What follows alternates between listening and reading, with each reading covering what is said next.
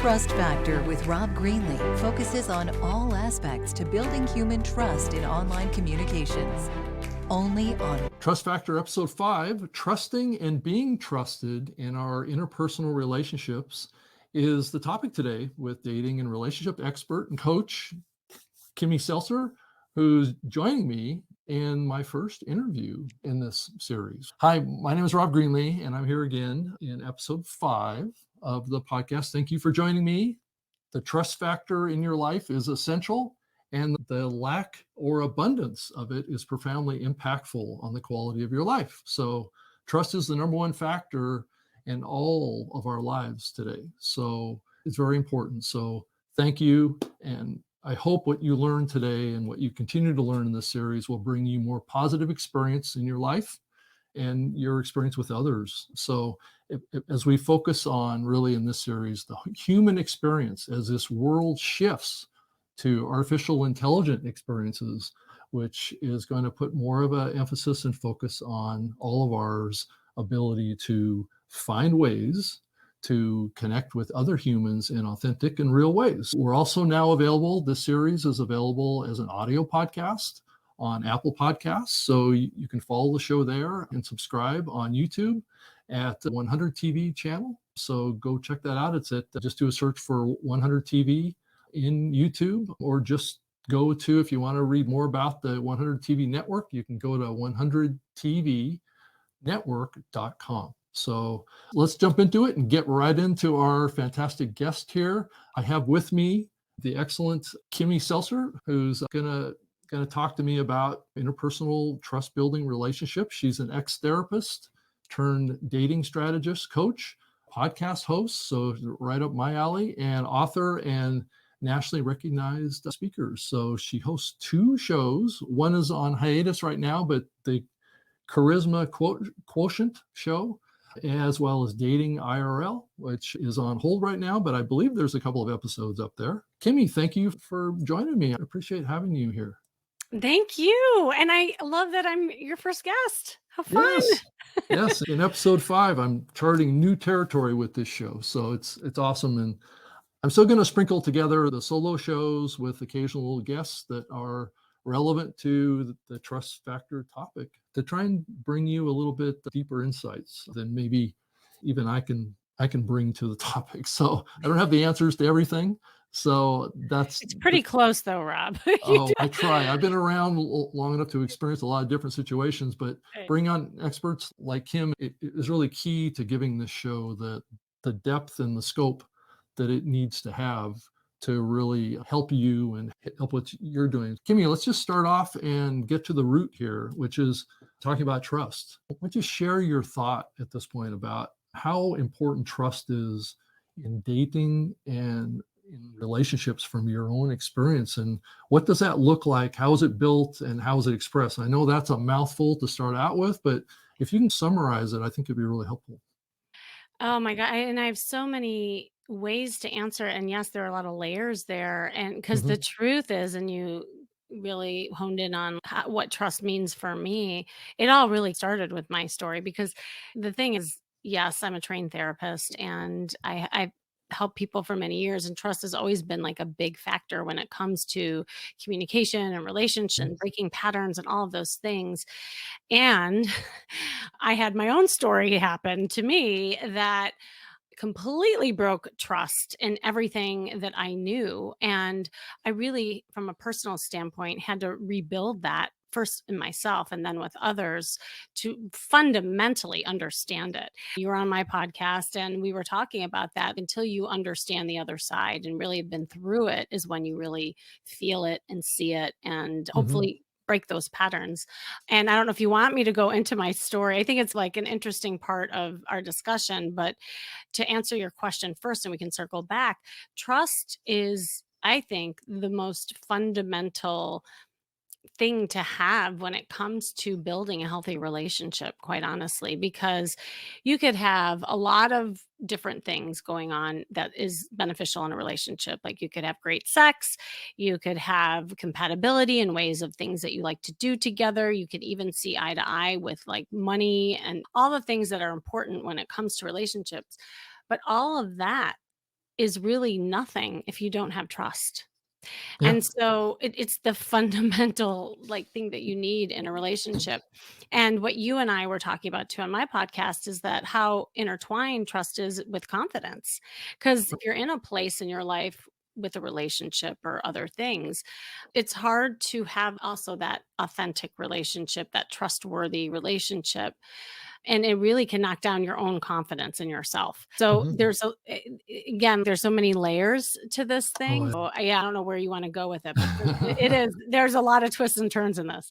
And also, trust can influence the quality of any relationship that you have too. Trust getting into a relationship and trust in the ongoing relationship with another party can really have an impact on the longevity of that particular Oh yeah. relationship too, and the direction that it goes and the depths that it goes, or the for the exit direction it goes. I don't know. Talk about that a little bit too. Is the trust factor that comes into quality and longevity too. Yeah, because let's say that you do have trust issues, you've been hurt. Hmm. So the walls go up and now you're moving forward trying to attract a new relationship. And in your mind, you're thinking, all right, I'm going to attract something different this time around. But you're also scared at the same time. So you're worried about being vulnerable and sharing things about yourself.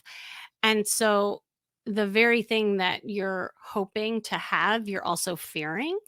And so you're caught in this like double bind almost. And I call it the tug of war within, because you'll say, I want something that's really trustworthy, but then you're not trusting. And so maybe like the longevity is affected because maybe you just start a relationship really surfacey and you're just talking about safe topics, or maybe you're Hmm. deflecting and you're asking that person lots of questions because it's safer. In Hmm. the end, it's going to crash and burn because now you set up a precedent for a relationship that's lopsided, where the Hmm. focus is all on the other person and not on you.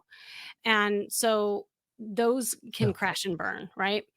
Yeah. And If there's not a balance of an yeah. exchange that happens and it's really lopsided, and it's one thing we didn't talk about in your interview is these type of relationships or can develop into one-sided type of relationships. Now, granted, that's a little bit of a departure from the path that we're on right now in our discussion. Trust can be eroded in those kind of dynamics too when it's not a balanced trust-based relationship, and that can be there can be a resentment that builds up, and we're getting into Mhm. ecology topics here a little bit. But I think it's important too to also think about the early stages too of dating or any kind of a relationship. Really, is how you get through that early stage of, like you said, walls going up and people being scared to take a risk or to not to know how far to jump in or disclose too much too fast and frighten this other person away or something.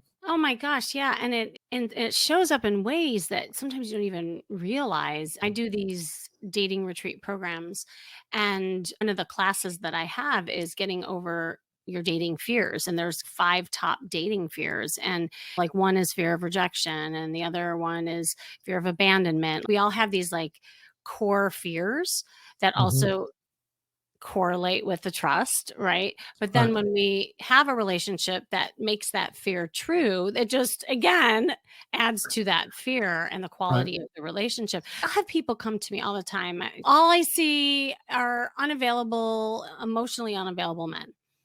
And my question is always back to them after doing a little deep dive. How emotionally available are you?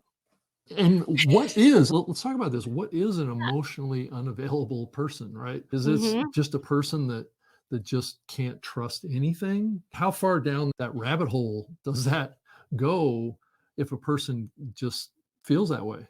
Yeah, I mean, we could get like really into psychobabble here. Like, I know I we could. don't know We how probably far. will too, so I it's know okay. we already are, sadly, but that's how I roll, and I like to have fun with it too, just to put it in Yeah. layman's terms that it can go pretty deep to the fact where, like I was working with a client, for instance, I'll just give you like because I like talking in stories, it just makes sense, where she grew up with a father who was emotionally unavailable and he had some narcissistic tendencies. So lo and behold, she kept attracting those kind of guys in her life.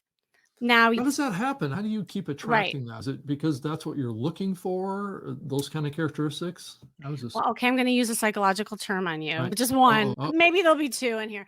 There's a principle called the familiarity principle, okay. meaning that our brain has it's like a computer. We Mhm. always default back to what we know, good, bad, or indifferent. Right. And so if you grew up in that kind of home where a father was emotionally distant, and I'll define that in a second, but it's familiar to you. So then you attract people who has that similar feel, and it's the brain's way of trying to have a corrective experience. Oh, I used to. An experience that feels like, okay, I can work through this. Like this time it's going to, but in the end, it's the same guy, different costume, as I always say it. Got it. And people are left with, how did I get here? And so Yeah. that's where the real work comes in, because the truth of the matter is you can't change other people. Like she couldn't change those guys. She was going to keep encountering them. She was going to be attracted to them. The work came from within. And when you change things about yourself, that's when you get a different result, because that's all you have control over.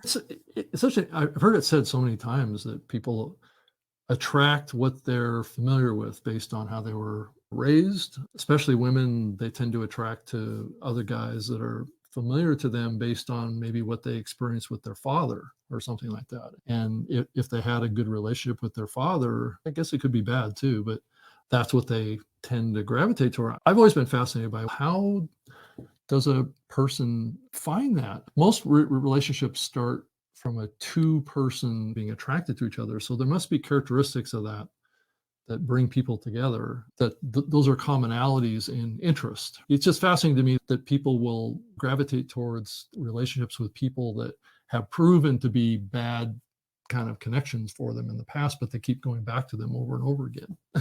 It is. And it's like a Groundhog Day I'm effect. trying to understand how it works. And yeah, and actually, it's not just women; it's men too. Because I work with Mhm. both men and Yeah, women, right. and we all have patterns that are recognizable if you track all the way back in time. And that's why, like when I work with people, I don't think there's a cookie cutter approach, one size fits all, when it comes to helping people like overcome trust issues. Because to your point, like we all have our journeys and our stories that shape Mhm. us in Right. different ways. So it's like figuring out what's true for you and how can you go about things a little bit differently. So if you can think of it more, it's not like you're intentionally seeking out unavailable people. So, oh, there's one. I think I'll pick Right, that one. exactly.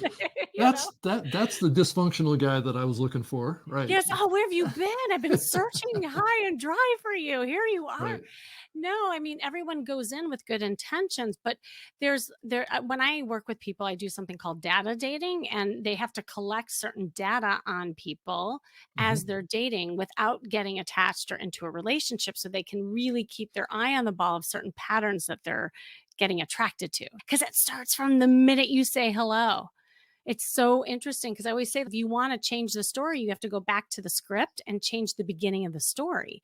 Yes. So let's say, like with this woman, for instance, she kept attracting unavailable people. Now it goes back full circle to what we were talking about, trust, because she was so used to not having a voice, not sharing her feelings, doting on other people, because growing up she had to dote on her father Mhm. and try to get his attention, and she basically was like the caretaker, the dancing monkey, anything to try to get his love. So Right. when she meets a guy, she's going to lead with that.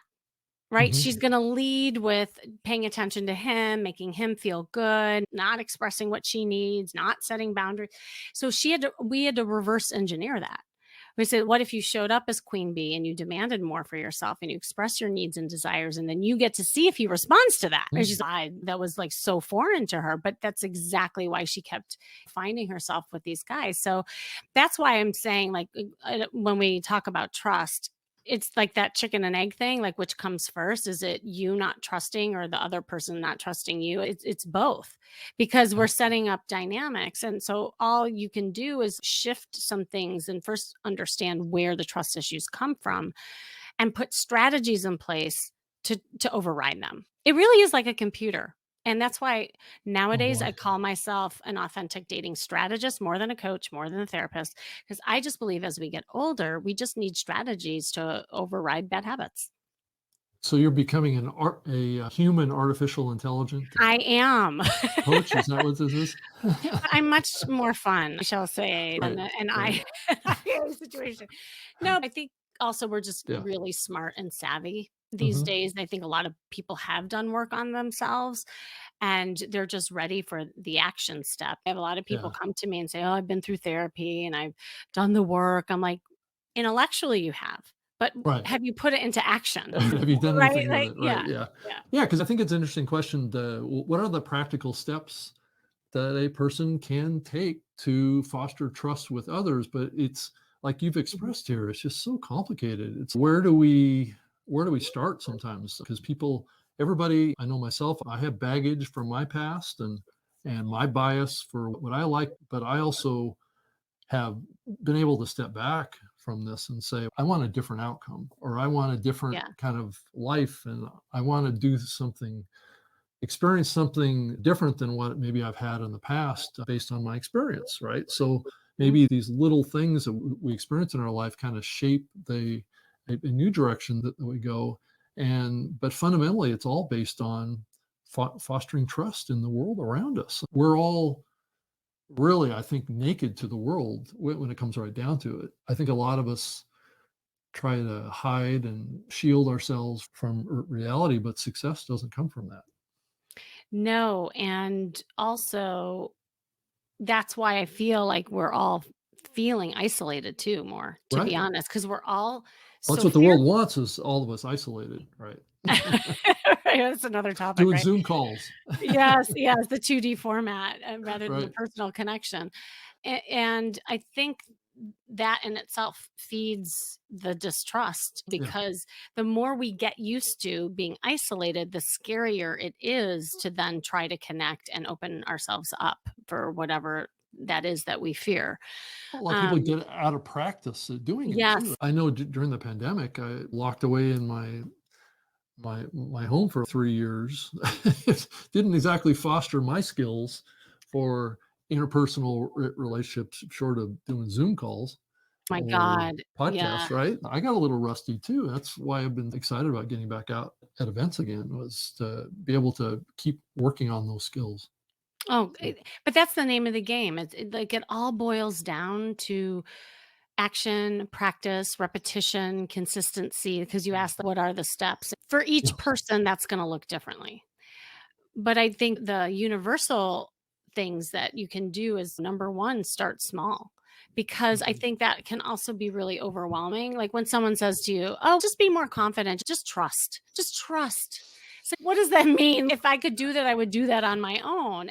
Right, And I find this to be true when a lot of people come to me. They're just like, "Find me a man, find me a woman." I'm like, let's break that down and see right. what are some skills that you need to do in order to get that. So Yeah. I like starting with like tangible small things that people can do to add up to the bigger trust because it's not going to happen overnight. And to Mhm. try to think of it and just manifest it is overwhelming. And quite honestly, you'll be disappointed because you'll just sit there and why am I not trusting? But you're not Right. doing it. So when you really just focus on little things, and that's why, like with my clients, going online and learning just to talk to the opposite sex again and not get like into, oh, was this my boyfriend or girlfriend? Just like learning to trust that not all guys are creeps and not all women are bitches. Sorry if I don't know if I can say that here, but this is no, but this Sure. is where we get caught up in is Yeah. that like we're so scared and then nobody's approaching anybody and so we're at a Mhm. stalemate, but both women and men have a responsibility and approachability, and so if we can all just exercise, like you said, the social muscle Right. and maybe just say hi and say, oh, maybe two people rejected me but then eight people said hi back. Right. There's evidence that Right. not everybody is like that, that you can actually trust saying hi to the opposite sex and not every man is a bad man, that kind of thing. Right. I mean, if you're a guy, you just have to take a risk. I mean, Yes. and just be nice and cordial and be thoughtful and don't act too scared. That can also give the impression that maybe you're lacking in confidence, or you're lacking in your ability to think on your feet, or you're scared, or whatever. And it's not necessarily a way to foster good interpersonal communication. So that kind of stuff. And I think, like you were saying, each situation is so different, and everybody just has to just step back and say, I'm going to think of this person. I've always heard this phrase said in the past, is that the best way, especially if you're a presenter or speaker, is that just think of everybody in the audience as in their underwear sitting there. Right? Oh, yeah. And it's funny, right? So that kind of disarms you. Or walk into a room with a big smile on your face. I've been told this for years, is that especially with podcasting and media, creating media, is that you go into what you're doing with a smile on your face, and it changes your entire attitude. Now, granted, what's your thoughts on that from a relationship communication standpoint? If a person approaches you and they've got a big smile on their face, or they're so like positive, does that scare away people too? Are people like skeptical of people that are too happy or too smiley or too cheerful, do you think? I'll answer it in this way. I think too many people are worried about what the other people are thinking, And so and they don't go there. they don't go right. So here's the thing. You can never do anything wrong if you're coming from a place of authenticity and something that you want. Yeah. If you're doing something in ways of something that's not you, so if you're smiling but you're really anxious and it comes across a little creepy, then it's going to Yeah. be creepy, because if you Right. feel creepy or weird, Right. guess what? They're going to too. So really, it comes back to us. We have that responsibility. Yeah, and I think it comes from confidence too. Yes. If you're genuinely cheerful, I think it's possible to go into every situation that you're going into. And I've been trying to do this in my own life, is to go in positive thinking. Don't think negative thoughts. Don't think, Mhm. oh, I'm going to fail. It's this self-talk thing that goes on too, that undermines people and their confidence and their ability to feel confident. If they're undermining themselves, essentially pulling the rug out from underneath themselves in every situation, then yeah, people aren't going to trust people that are giving that impression, I think, too. Let's move on from that, because that is like a quagmire we can spend probably 3 10 hours talking episodes. about. Right. Yeah. Let's talk about situations where trust is broken. And I know that's a complicated one, and it's not, there's no really one answer to this dilemma. But what's your thoughts on rebuilding? I know in a lot of relationships, once the trust is broken, it's really difficult to build it back again, and it may never come back entirely. But what's your advice for that? People that are coming out of that experience, right, where their trust was Yeah. just blown up with a nuclear bomb, and they're trying to either, I don't know if you come across people that are trying to heal their existing relationships, or if it's primarily just trying to get beyond that trust explosion that happened in their life. Yeah, as a therapist, I used to work with people in all different kinds of situations, obviously. So I Mhm. did help people who were already in relationships and couples and that kind of thing. Now I'm primarily focusing on people in the dating world who are single, but a lot of my clients do get into relationships, and there's always going to be hiccups and whatnot. And what I can say about that is, it first of all depends on the level of the trust that has been broken, right? Somebody cheating on someone is different than someone who told one lie and hadn't lied before. There's different levels of things, Yeah. right? Then we also take in things differently based on our own experiences. So you could have one person say something that might feel like, oh, the trust is broken, but it has to do with maybe stuff that went on in the past that doesn't warrant the trust to be broken. So I think you have to look at the quality Right. and of what has happened. So that's the first thing. The second thing is that in order to repair, let's say yourself, and let's say you are getting back out there and dating after having a horrible toxic relationship where all trust was broken, it's going to take a minute. Number one, definitely you got to do the work. I've had people come to me where that has happened and they're just trying to numb out by going out there and dating. So, and they're not even allowing themselves to feel what happened. So when you say numb out, they're actually going about this almost like a robotic thing. It isn't like it's really coming from a deep sense of wanting to build a new relationship. It's more like they feel like they're going through the motions. Is that what you're? Yeah, or they want to feel the high of the courtship, feeling great, and like they'll just go after the next thing and not really take in, first of all, what happened and deal with it. And when you're doing the work, like I actually see this a lot, like post-divorce, and if something has happened, like in the relationship, if there was infidelity or money issues or something that has happened, a lot of people just go back out and get into another relationship, almost like not dealing with it kind of thing. And what I say to people who are in that state is that, first of all, it's not that you shouldn't be social or try to like get back to yourself, but you also have to do some repair work for yourself, because even in situations where the trust has been broken by the other party, you still have a piece in that. And until you take responsibility of what could have I done differently and what was my piece, then the cycle will continue. Yeah, that's true. So that I think this is where it all begins. And then once you do the work and you start recognizing your stuff that you want to change, then it's again going back to taking small steps and not feeling the pressure of, oh my God, now I have to trust again and go date someone and get a boyfriend or girlfriend. It's let's just talk to the aliens, as I call, like if a guy is an alien to you or if the woman's an alien, to just talk to them and get used to the opposite sex again, knowing that not everyone's a bad person, and just maybe build friendships and go to parties and get back to you feeling good. So I think there's like definite basic steps to take. And also time. The third thing is time. You can't skip time. You can't jump over it. You can't go underneath it. You got to go right through it. And you got to feel it.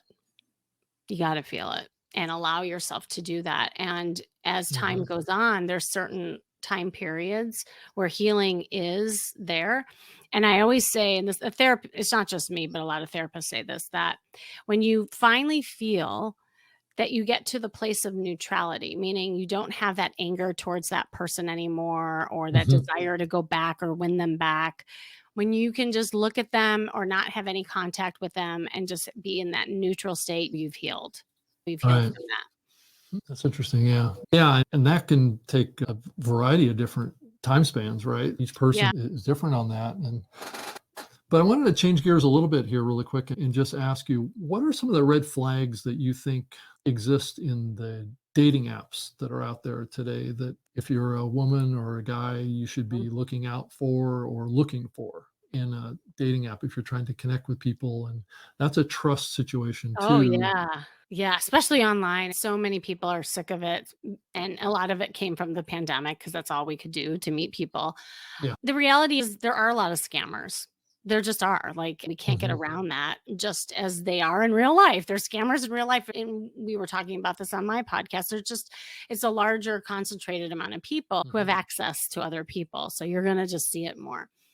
I think, and I'm going to even just broaden this out because this applies to offline as well. I think the first thing that you're looking for is somebody who is consistent in their communication and it's like they say what they mean, what they say.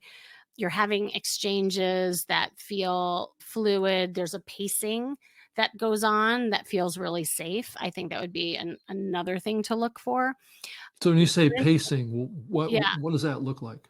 Pacing meaning you don't want things to go too fast, and you also don't want things to go too long. Meaning, if anybody's, hi, want to meet, or hi, want to have sex, or hi, and we laugh, but there are situations like that where it just goes really fast. Oh, I just want to meet you right away. And we're in a different day and age now. And I always recommend have a little exchange, see if you feel emotionally safe and having fun with that person. And even then the next step is to go on the phone, have a Zoom date, just have an exchange that feels good. And then you can meet them out. Not everybody wants to do that, but it's certainly a safer step for some people who have had trust issues in the past. And It's The also a other safety issue too, to some degree, right? Totally, Right. and seeing if that they're real, because the bots or the scammers and all that, they'll never wanna talk to you on the phone. They'll just disappear. That's one of the signs to look for, actually. Or they start writing novels to you, and you feel like it's almost Dear Abby letters to you, and there's, like, romantic stuff in there, and but they never wanna, like, text you or go on the phone or see you in real life, and then they start asking you for money. Yeah. It's so easy to detect once you get good at it, and again, it all takes Right. practice.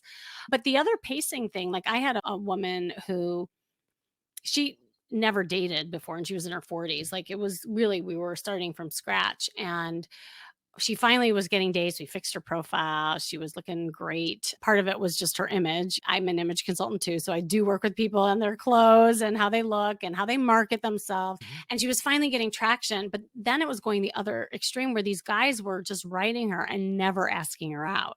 That's also something that shouldn't happen. There should be some sort of desire to connect. And whether that is on phone, text, or in real life is Mhm. what you should want. And then from there, it's really like collecting data on how you're feeling and the consistency and people's actions matching their words. Those are all things to look for in building the trust. Yeah, that all makes sense. And what one other part of this too, and I don't think it gets talked about that often, is I think we maybe have talked about it a little bit around it, is the role of self-trust. Yeah. Our ability to trust ourselves in relationships, and how does trusting oneself affect the ability to trust others in a relationship? And that's like what one of those kind of psychological kind of quandaries, but it's an interesting thing. Have you thought about that, or have you consulted with others on that issue? Oh my God, that's everything. Because really, the trust, when you have trust or mistrust with someone, often it really has nothing to do with the person. It has to do with you and trusting your Okay. ability to trust yourself, to have the right picker or pick a healthy relationship. Like, my clients deal with this all the time. And like, I just actually, hot off the press, I just got off the phone with one of my clients before we hopped on here, and she was really excited about this guy and she started dating him. And I was teaching her to slow down and really collect data with this Hmm. chemistry analysis that I had her do and all these other things. And she started seeing things that she never saw before. And this Oh, whole time she was thinking, I don't trust guys. I don't trust guys. But then wow, like I started getting anxiety within myself that am I doing the right thing? right. By so there was this kind of conversation with herself. And as she started realizing that, I'm like on the phone with her and I said, "Where's the anxiety coming from?" She's like, "I realized I'm just I'm not trusting myself. I think I made the right decision by letting him go, but I started getting really anxious that I made the wrong decision because I'm not used to this." I'm like, "That's good. You broke a pattern." And so it feels strange. So is that But really at the core of what you offer your clients when you work with someone that's trying to get past this? Is giving them thought processes that help them build that self-trust? yeah, part of it is the thought process. It's three things. I call it the MAP method when I work with Mhm. people. It's working on your mindset, it's working on your approach, and it's working on your perspective. And when those Right. things shift, that's when you start shifting, because it's not just one thing. It's not me just telling you, go read this book or go say this to this person. It's repetition, it's practice. That's part of the approach. But you also have to have a different mindset around it. Yeah. My favorite story that I often tell is this woman. She called me up and she's, find me a man. I scoured the earth and I cannot find him anywhere. And I've done all the apps. It's the same guys over and over again. I have tried to meet people in real life. I see the same guys. I go to work every day. Blah, blah. I said, I believe you. She's like, Yeah. what? I said, I believe that you believe that there's no guys left. She's then how can you help me? I said, I quite honestly can't until you start seeing that there are possibilities, that there are good guys out there. Yeah, that's interesting. And If you've so closed off your mind to even the opportunity that's out there, yeah, you're not gonna you're not gonna see find it. And anything. so Right. the funny ending to this story is I said, "Look," so she ends up hiring me. I said, "I just want you to do one thing before our first coaching call." I always give my clients homework. I said, "I want you to take a walk to work like you always do, same routine, Mhm. but this time I want you to take the blinders off and I want you to look around and notice who's noticing you, in particular men." She said, "I take this routine all the time. And I understand that. I'm just asking you to notice who's noticing you." So she goes to work. She comes back and she says, "Kimmy, do you have a voodoo doll?" I said, "No, I don't have a voodoo doll. What happened?" It'd come in really handy right now, Yeah, right? I said, "No, I do I'm not that powerful. What happened?" She's like, "Did what you said." And I took the same walk to work and I noticed this gentleman sitting on a bench. And I looked back at him like you directed me, and he calls me over and we had this most amazing conversation. And Kimmy, he asked me out. And Wow. Kimmy, he already had a date with me and I really like him. Hmm. And that guy ended up being her boyfriend. Wow. Okay. All because she noticed something different and had an awareness and had a different mindset of finding something that she had to believe in. But Right. then we had more coaching to do Right. and to how to keep that thing going. So, Sure. You do a podcast that it sounds like charisma is a big part of your philosophy. So why don't you tell us a little bit about the role of charisma oh that yeah.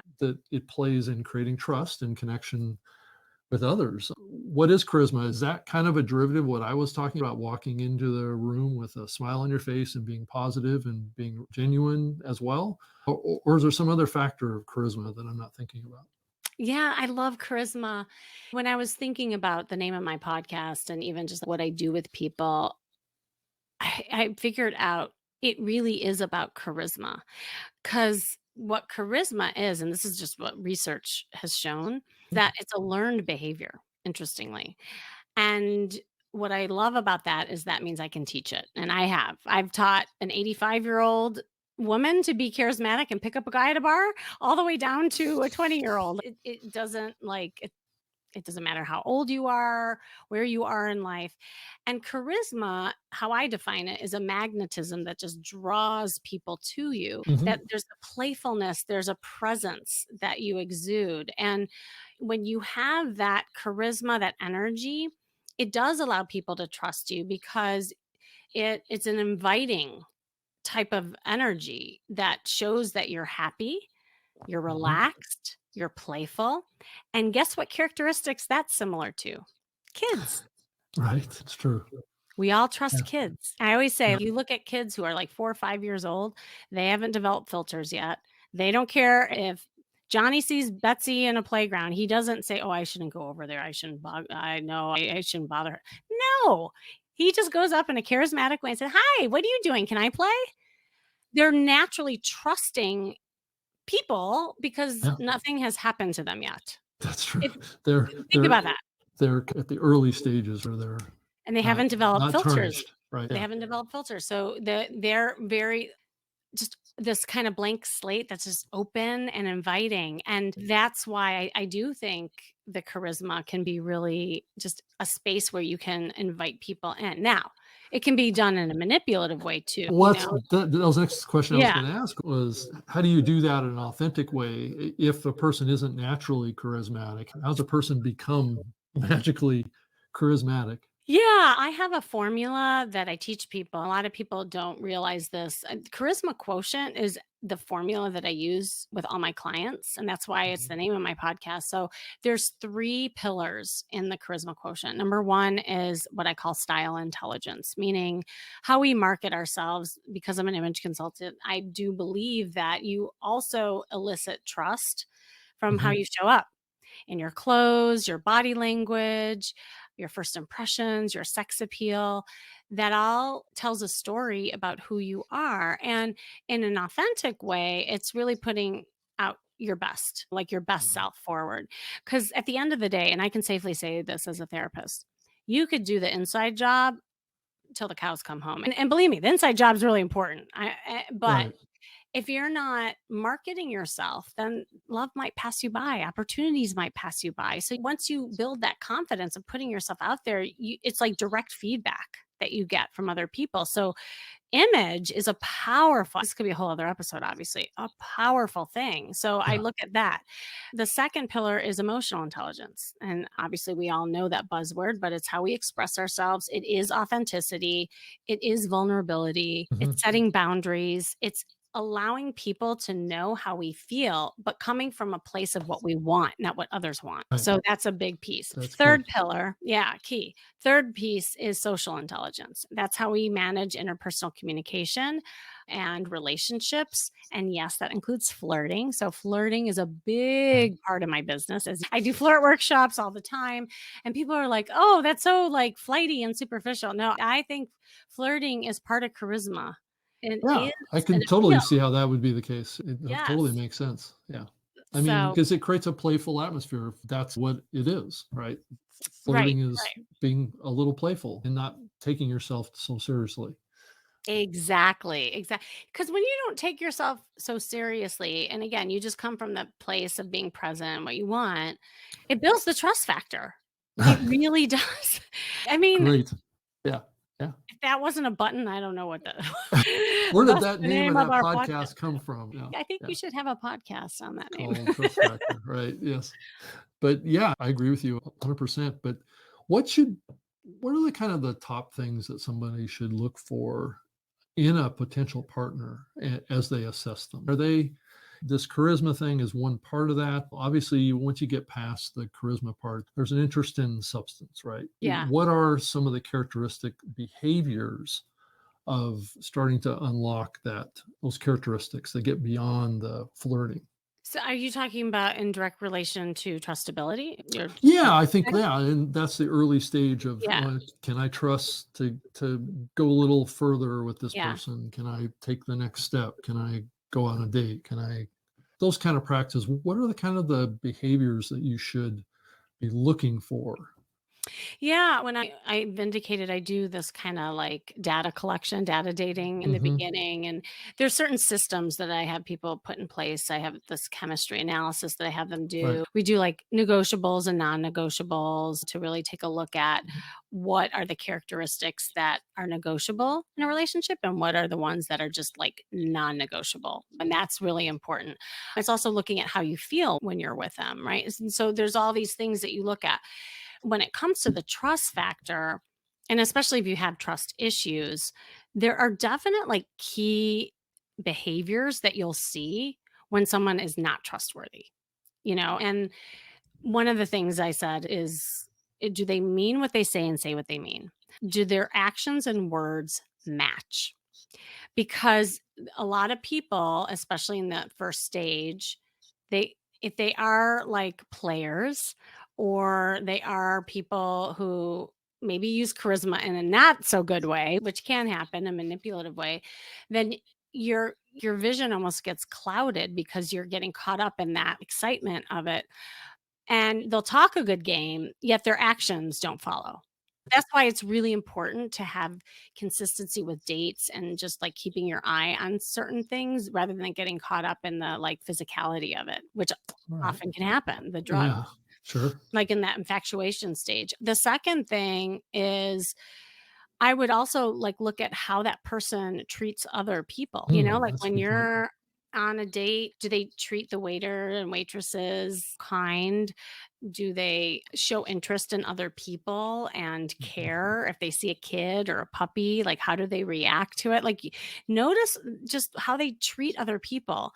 Also, do they ask about you? Are Are they you interested in? Are they interested? genuinely interested to ask thoughtful questions? Right. Yeah. And about how you feel, which is Mhm. distinction because sometimes manipulators will ask questions based on just knowing where you live so they can manipulate you. That's different. That's a Right. different thing than Right. really genuinely caring about like how your day was and how you feel about things. And then actually they remember things that you like and dislike for the next date. So you're looking for little things like that. There's so much more. Also, watch for the people who come on hot and heavy. Like I call them tornado. relationship. You get caught up in the tornado and it's this like, woo, magical sexual kind of attraction. And then as soon as it comes and swoops in, it leaves. Hmm. And then you're left with all the remnants around you. And you're like, oh my God, what just happened? Those hot and heavy, fast and furious ones are definitely like a red flag. Yeah. Yeah. Okay. Those are all good points. So the last topic I wanted to talk to you about, and then we can wrap it up, is trust in friendships versus romantic relationships and how that dynamic works. And we're in a new phase now where there's other dynamics. It's not just male, female, it's transgender relationships, there's gay relationships, all this kind of stuff like that too. But can we be in true friendships with the other sex? I think a lot of people, when you ask them that question, will tell you can't be friends with the opposite sex. It's just not possible because it's always going to turn physical and all this kind of stuff. And I don't tend to agree with that, but there's a lot of people that have had those experiences like we've been talking about here, where people have lost trust. And it's like those type of things. I think there is, and I've learned this too, is that I think it is possible to have friends. I've got female friends that I've known for 30, 40 years. Never maybe started out that way many years ago as a physical relationship, but the friendship has persisted for many years and it's not gone back there ever again because they moved on and I moved on and those kind of things. But it's interesting to think about this, especially in the context now of the changing world that we live in now, that there are gender and sex and all stuff like that are all getting mushed up into a mix. And I just wonder about the trust aspects of friendship versus romantic relationships. It is an interesting conversation. And I also think there's differences in generation because I see it even with my kids. The younger generation, I think, trusts having friendships with the opposite sex way easier than like our generation because the expectations of man and woman were different back then than they are now. And And so marriage and all that, totally. all that baggage that comes along with that Oh expectation. yeah. Like Right. I have 2 sons and they have a ton of friends who are women and they don't think anything of it. They're like, "Mom, they're just friends." Well, I don't get why they don't even get like why that would be a big deal to Right. us. But yeah, trust is trust. And whether we're talking about a romantic situation, a friendship of the opposite sex, same sex, to me, it's all the same. Like what creates trust in a relationship holds true with any kind of relationship. And if that person has your back, if that person is a good friend, if there's reciprocity in the friendship where there's benefits going both ways, which is also really important. All of those things is what is more important to look at versus if it's male, female, that kind of thing. Now, I do think that actually there's value in, let's say, a woman has been in toxic relationships with men and she's been burned with just men in general.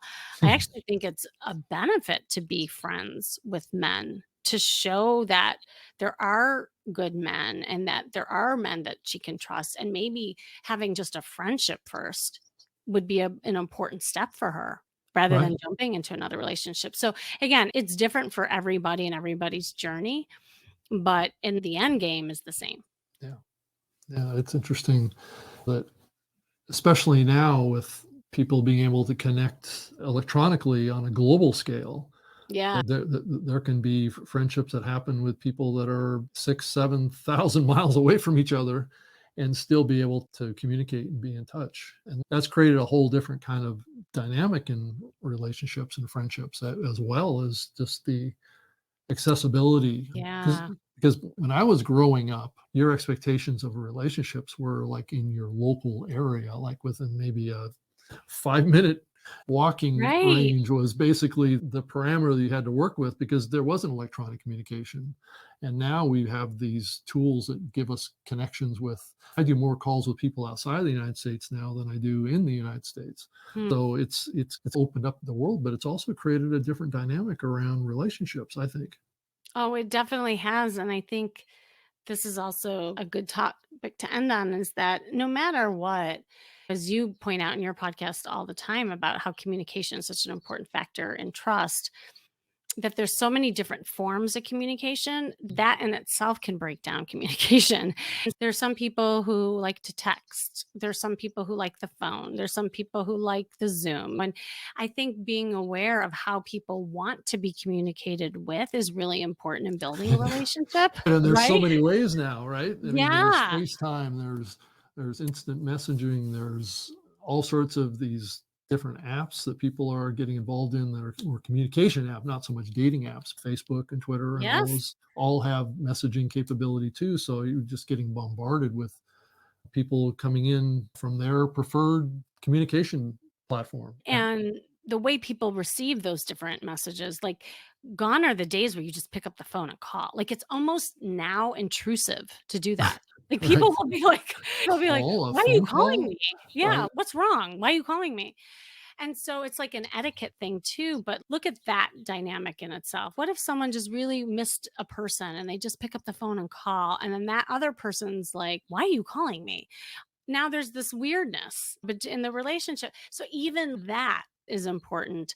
And I also think not being reliant on one form is important because everything is so tech driven. If Mhm. all you're doing is DMing, how can you develop a deeper relationship with that person? Pick up the phone, ask to meet Yeah. someone. It's also a reason to be a content creator and a podcaster or something like that too, is because I've had this experience even going back to my sports playing days when I was playing competitive basketball, is that people knew me, but I didn't know them. So it puts you in a little bit of an interesting dynamic. And that's my life today, is that I do so much media and I've been doing it for so long that there's a lot of people out there that know of me or know me that I don't even know that are out there. So I get Yeah. contacted by people all the time on inbound stuff. And I'm like caught off guard because these people probably know me almost as well as I do because they've been watching the new media show for the last 5 years or something like that.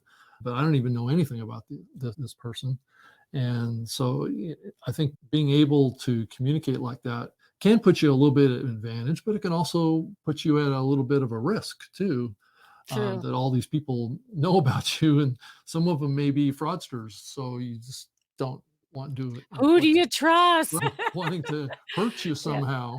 So Right. it is hard to trust. But Kimmy, it's been great to have you on the show. I appreciate your insights and your thoughts, and I hope this was helpful to my viewers on their journey of trying to understand trust and its implications. And so, how can a viewer, listener of this find you online to connect with you if they want to work with you or learn more about via your content?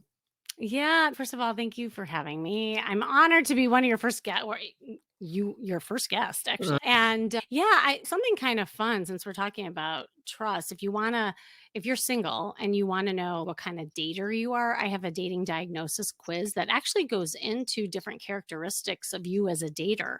And trust is one of them. So you would just go to kimmyseltzer.com, KIMY seltzer like the water, seltzer.com/quiz, and you can take that, and whether you're a man or a woman you'll get your answers. And that is my website, kimmyseltzer.com, and actually all my social handles are at Kimmy Seltzer, and of course my podcast Charisma Quotient.